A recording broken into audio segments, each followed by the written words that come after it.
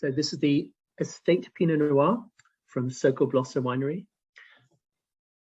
So this is Sokol Blosser, founded in 71 by Bill and Susan Sokol Blosser in the Dundee Hills, south of Portland.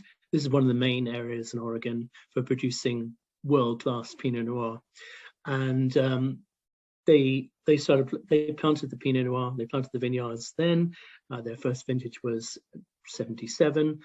And they developed the vineyard over a period of years, buying in, sort of adding on to it, buying a bit more land, planting more. So they planted steadily over the next 15 to 20 years. And they divided their vineyards into various blocks. Each block was named after something, like a big pond or a sort of a type of tree or whatever, an orchard block. So I think there were about 10 or 12 blocks in the end.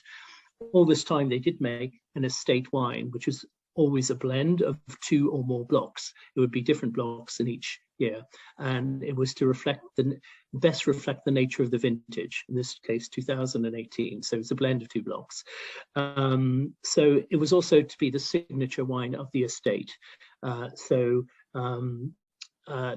This really is the style of Dundee Hills Pinot Noir. So we're on these red, jory, these volcanic soils, not from the local volcanoes, but the soils that this comes from eruptions many hundreds of years ago.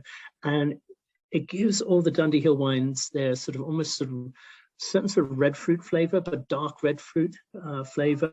The wines are notoriously quite pale. Even if they've been quite extracted, they look quite pale. They're made in the classic sort of Oregon way of sort of fermented in, well, this is fermented in stainless steel, but there's usually a long aging in oak, up to 22 months in barrels. This is like 30% new oak, and the rest is used barrels.